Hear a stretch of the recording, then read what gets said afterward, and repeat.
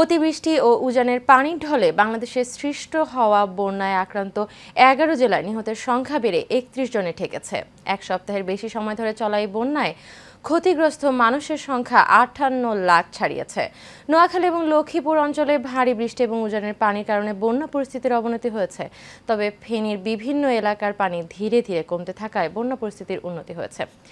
ইতোমধ্যে পানি কমে যাওয়ায় অনেকের গলিত মরদেহ পাওয়া যাচ্ছে।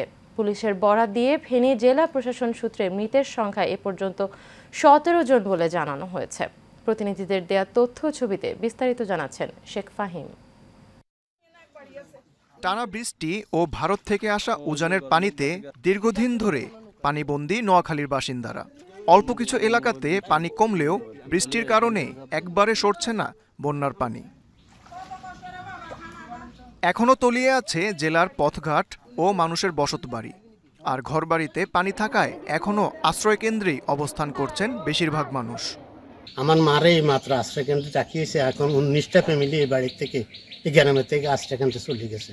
পানি এসে দরিয়া সাগরে বাসতাম আছে, গরু লো গোপান লো ছোট হুলান ছাবালো গড় হড়ি রয়েছে, কোনো রকম তিনি দুগা খাই জীবন বাঁচাইতাম আছি। আরই কষ্ট করে রান্না বান্না করতেছে, ওর তো ঘরের ভিতরে পানি ঢুকতে গেছে। তো আমরা কি করবো, আমরা তো আজ 15 দিন পানি এসে গেছে, আমরা তো করতে পারছি না।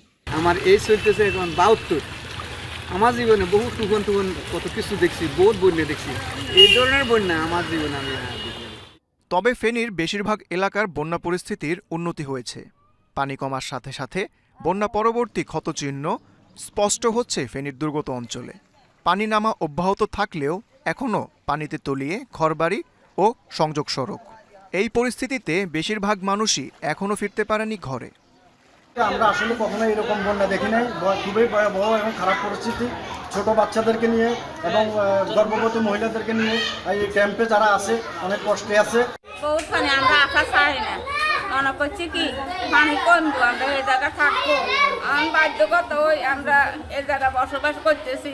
ওনাদের খাওয়া দাওয়ার যে ব্যবস্থা বা ওনাদের স্বাস্থ্য যে ব্যবস্থাগুলো, মেডিকেল কোনো টিম আমাদের এখানে নেই, বা বেসরকারিভাবে কোনো মেডিকেল টিম আমাদের এখানে কোনো সেবা সহযোগিতা আমরা পাচ্ছি না, ততটুকু আমাদের প্রয়োজন। কুমিল্লায় গোমতী নদীর পানি কমে বিপদসীমার নিচ দিয়ে প্রবাহিত হচ্ছে। বুড়িচংয়ে ঘরবাড়ি থেকে নামতে শুরু করেছে পানি। এদিকে ডাকাতিয়ার পানি বাড়ায় মনোহরগঞ্জে বেড়েছে বন্যার পানি। Sheikh Fahim, Asian television.